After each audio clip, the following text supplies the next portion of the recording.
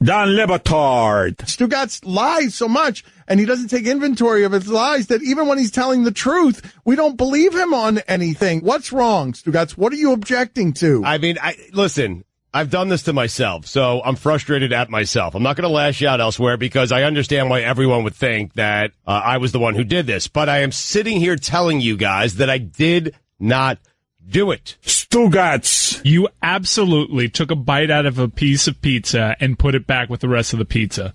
It was me. This is the Don Lebatard Show with the Stugotz on ESPN Radio.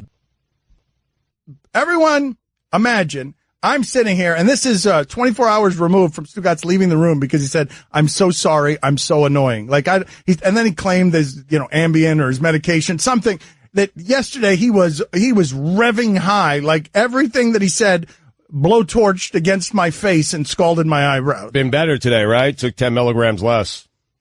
So tell the people then what you said. I said no one has ever done less with more than Jim Leyland. And then he left the room. Yep, sprinted. I mean, I don't even understand. I don't understand the context for it. What do you mean? He had a Hall of Fame team in Detroit. Me, Guillermo, Chris, we were talking some hardball, eating some pizza during the break. He had a Hall of Fame team in Detroit where I believe Torrey Hunter one year was like his fifth outfielder, and he did absolutely nothing with his team.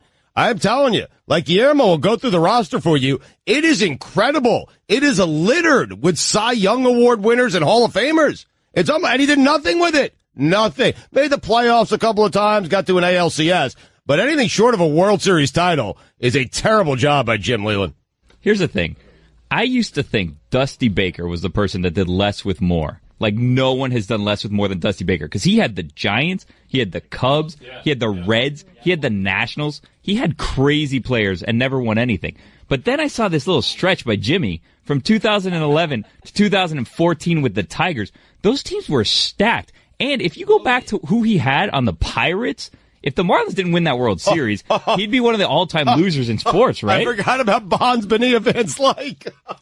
Didn't you talk to Jim Leyland yesterday? Yeah, I talked to him yesterday. He's a nice man. He said to say hello, but he was too busy to do our baseball nonsense about Canseco having the ball bounce off his head because he was playing golf. I mean, Dan, we're talking about Miguel Cabrera and Prince Fielder and Torrey Hunter and Ian Kinsler and David Price and Max Scherzer and Porcello and Jabba Chamberlain. Verlander. Anibal Sanchez was good pitching back then. These teams were ridiculous. Scherzer was like the number 3 on that team. Yeah. Yes. Yep. And now he's like the best pitcher in baseball. I mean, the New York Times just wrote up like he's the best pitcher of this generation. Just wrote a whole story about him. Jim did nothing with it.